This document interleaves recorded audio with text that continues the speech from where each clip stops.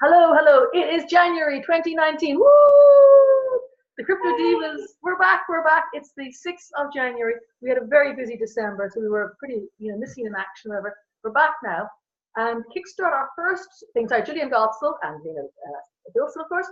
And to kickstart today, I thought we might just do a little bit about the year that's just gone, and then maybe a few pointers going forward. So it's the first one. So do you want to kick it off, Liina? Just any observations of the bear year that we just had in crypto? Yeah, so I'm just doing a bit of research about the crazy ICO market last year, and it's quite interesting to see, let's say, from the perspective of raising investments, because I've been working with a few projects helping them do that, linking them to investors, and it's quite cool to see the numbers concretely. So. Last year, a total of 20 billion was invested. That's kind of end of December numbers. And there was 1,003 ICOs that raised money successfully, at least the soft cap. And that makes it up to 20 million per project on average. Wow. Now, of course, not all 1,000 raised 20 million, because we had some craziness like EOS, that finished their ICO last year, raising 4 billion. And then, of course, Telegram, 1.2 billion. And so statistically, if we're looking at numbers, so 2017, 6.5 billion was invested into 454 ICOs in total. 2016, 100 million invested into 52 ICOs. And 2015, 9 million invested. So even though all the investors are saying that the market is cold and no one is investing, the numbers are kind of telling a very different story. But the problem is why so many projects fail is, of course, that the competition has gone up. So even though these numbers are from CoinSchedule, so 1,003 ICOs, raising on average of 20 million, but in total, let's say on ICO Bench, where everyone lists their ICOs, whether they fail or not, there was a total of 5,135 ICOs that listed on there. That's interesting. So that's a lot. Also, I found out that, so for 5,000, about 1,000 successfully raised something. So what's that? 20%. And now from those projects that did get funding, only about 15 to 20% have listed their coins on the exchange. So at some point, something goes terribly wrong. But yeah, it's interesting to see those numbers, and I'm trying to figure out why that is, and maybe talking to some projects who didn't manage to list on exchanges, asking what happened, and to help others.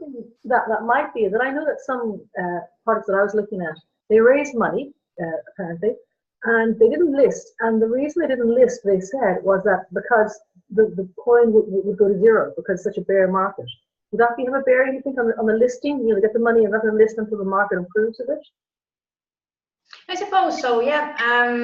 Because, good that you pointed that out. I was just reading an article on CoinDesk about what's the problem for ICOs. It's their investors, and it is true that if you are selling to the crowd, many don't even know what your project is doing, and they're just waiting to sell at a higher price, which will bring down the token price.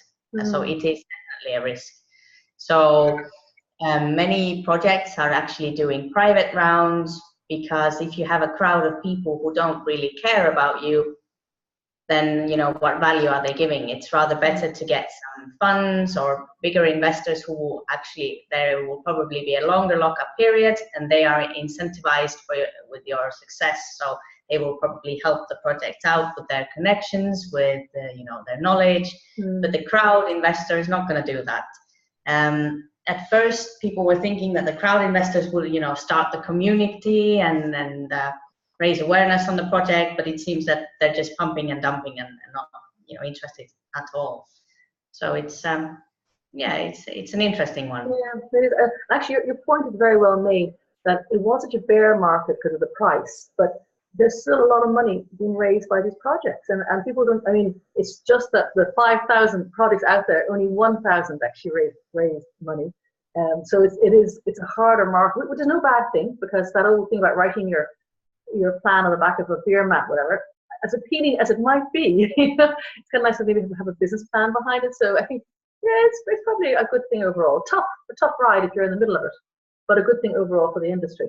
So I was looking back and thinking, what sort of happened like over the last year, less so the monies, but like for example, at the start of the year, we all speaking about Tim Draper, but he sort of went quiet towards it. I haven't seen him making any comments the last sort of couple of months. And then Jamie Dimon, of course, was the man of the moment at the start of the year, and then he disappeared. No doubt he'll reemerge as a CEO of an ICO or an STO New Year, whatever. Binance made headlines all year, from the start when they had the problems with the support to going to Malta, and then even like his first quarter profits of the 200 million, that crazy stuff, whatever. And Coinbase made a lot of news, whatever. EOS again too as well. And I mean, although the block fund raised that huge money, you saw the problem about the consensus and the delegated proof of stake and the sort of the commotion and the bloodbath went in there. But on the flip side, there's a lot of projects actually working out there, and I'm working with some of them, people like Wobbly, which is a financial district of EOS, which is a sister side chain, and there's real stuff happening. So there's kind of bloodbath on one hand, and then real projects coming through. That's kind of interesting. And then sort of on the positive things, well, actually the bad things still, there was 800 million hacked, apparently, stolen crypto money last year. And exchanges, of course, were one of the most hardest hit, things like Bitthumb and Bancor. But then they have things like Ohio. They said they're accepting Bitcoin in taxes. And then just only a few days ago, your man Patrick Byrne from Overstock, he's going to pay his taxes for Overstock in Bitcoin. Kind of cool. LinkedIn says that blockchain jobs are the fastest growing area of jobs on LinkedIn and the best paid, even though it's a crashing market. And regulation, it's kind of coming. It's coming down the track. So yeah, yeah. And then also at the start of the year, we were talking a lot about Facebook and Google and banning ads and all that stuff, and they've kind of reversed all that now, and as we've spoken about, Facebook in particular, has hired people to come in and create blockchain groups. So yeah, there's a lot of stuff that sort of was happening, but the market has changed. Like the heavy hitters are still there, the Coinbase, Finances, whatever, and some like people like, was it Nibbles? No, Munchies. They're kind of gone by the way. And Tezos, what's happening with them? Are they, follow it? I thought they're doing a KYC push now, which seems a bit strange or something. Well, they had a lot of scandals, didn't they? And they're infighting. Let's just find out. I think they went live in the summer. Because they were everybody, when I first went into blockchain, everybody talked about Tether and what the 200 million that they raised. It was like, that was, and then they sort of giggle and go, we'll not do anything with it. Oh. I thought it was kind of horrible. I didn't like that whole sort of, I don't know. And then, of course, it was followed by all those fighting and lawsuits. And I think the last thing I read was that they're trying to enforce KYC retrospectively on their community. And they're getting a bit cross by it, so we didn't need it at the start. I don't know, there's still a lot of money to have sitting someplace or not. Do they hedge it or do they keep it in ether? I don't know. Yeah, I don't really know. I know about Tezos that they went live in the summer, and then of course a lot of investors sold, but it's they had a lot of they had a big scandal with their board. They couldn't figure out who should be in charge and who's holding these, who owns the funds. Anyway, but But it's funny because in a year that like Tezos dominated at the start of the year, and then hardly a squeak now. Other ones, very prominent. But even like Jamie Dimon, he was all anyone spoke of for the first 6 months, and that he didn't. I've not heard nothing from him since. It's kind of funny when people are so powerful and then they sort of go away again. You wonder, are they doing something else? And I would love to see Jamie Dimon. I actually applied to interview him because I'm a JP Morgan alumni, and they came back and said, sorry, not at this time. But I'd love if he reappeared as the CEO of an STO. Can you imagine? That would be so funny. It would be just like hilarious. But maybe not. Maybe there isn't enough money to tempt him out. Yeah. So what other things did you see going backwards or going forwards either? Well, I was putting together some more numbers, and so everyone's saying, "Oh, Bitcoin is dead." I've lost count to how many times it died. But if we just look at the previous trends, so Bitcoin seems to have gone through sort of three major bubbles. First one in 2011, when the price hit $31. And after that crashed back to $2, declined over 90%. And the price recovered to previous all-time high at the beginning of 2013. So it took 2 years to get back to 31. Then the next one was at the end of 2013, when the Bitcoin price hit $1,100. And the price after that started declining, hitting an all-time low of 200 after the previous high, of course, in 2015. So the price declines 80%, and it took another 2 years to get back to 1100. So that was in February 2017. And now, the previous bubble last year, well, sorry, not last year, end of 2017. What year is it? So the price hit nearly 20,000. Everyone's buying, everyone's happy. And now, of course, last year's lowest point was 3,200, which means that's a decline of over 80%. So if we look at previous trends, we would expect the price to get back to nearly 20,000 in 2 years. So 2020, but there's a flip side to it. So every time the price has recovered to the previous all-time high, the same year the price has gone up at least 10 times. So in 2020, looking at that kind of logic, the price could go to 200,000. Wow. Now, whether that is going to happen or not, but it's done exactly that previously. Yeah. So maybe John McAfee won't have to eat his genitals on live TV. Well, whether it doesn't private, I don't mind. It's not live on telly. I think that's the thing. I read this thing recently too as well, and it said, everyone, your comments are spot on. And everyone, like, they're all concentrating on small things, the short term, like the big buzz at the end of 2017, and then the collapse in January, whatever. But I read an article that said if you compared Bitcoin to Apple, now forget Apple, the recent wounds when they've had their bad profits announced the last few weeks, but if you compare Bitcoin to Apple, Bitcoin using traditional financial metrics has outperformed Apple, because it went from whatever it was 100 to 3,000, whatever, I can't remember the figure, but the Bitcoin compared to Apple increased over a 2-year period by 200%, even allowing for the 80% plunge in value in that 2 years. And Apple only gained like 43% in its share value. And but that story is something funny, because Apple lost a lot of its after its profit warnings the last week, whatever. But it's unfair. People apply very short-term metrics to Bitcoin. That's saying, well, as you have done, look at the history of it and look at where it's come from. If that was an ordinary shareholder from when you bought it 10 years ago to now, you'd still be a happy camper. Yeah. So it's just unfair. So what do you think 2019 is going to hold then? Well, from the, let's say, fundraising side, all of the investors are saying they want security tokens. And, that's fair enough, because the utility token doesn't give you anything. I mean, if you're investing in a project, you're going to want something back.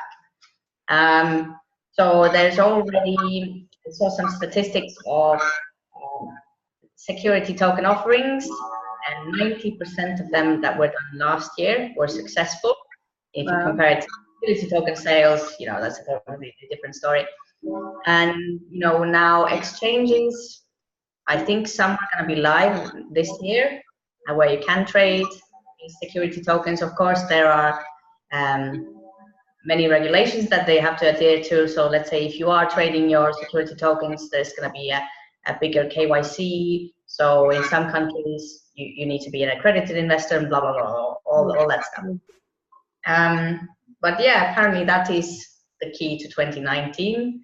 So they say. Yeah. And yeah.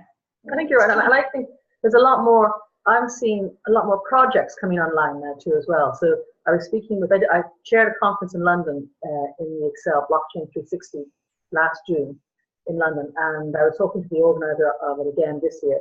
And interesting, she said she's looking for use cases. So it's not so much people talking about projects before. It was very interesting. I mean, it's a very good conference. I highly recommend it. It's a 2-day in the Excel. It's part of the whole London Tech Week, and it's a nice time to be in London. But they're looking for serious use cases. And I'm going, ooh, that's interesting. And there are. I mean, I'm working with cases now with different projects, and we are delivering stuff. I'm going, that's interesting, isn't it?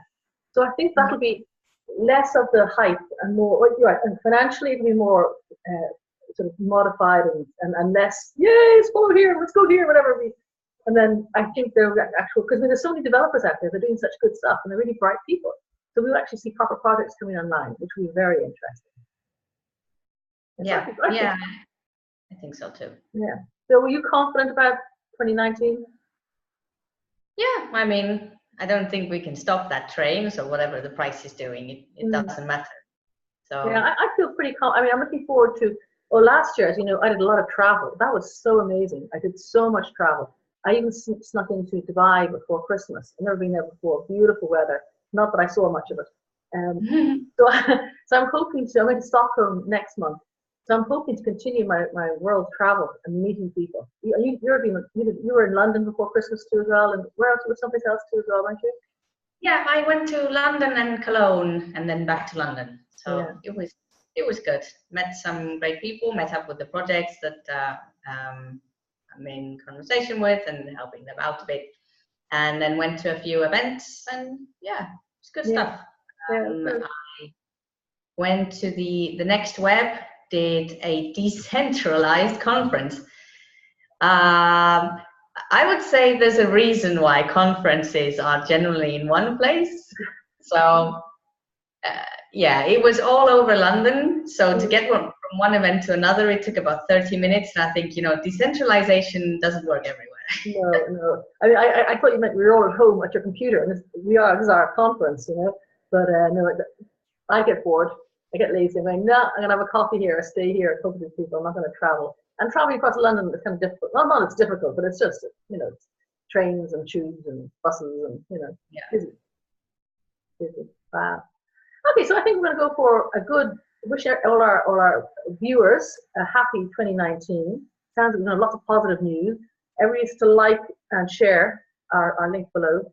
And until next week, we're back on the treadmill again of the Crypto Divas. Yay! Happy New Year! Happy New Year! See you next week. Absolutely.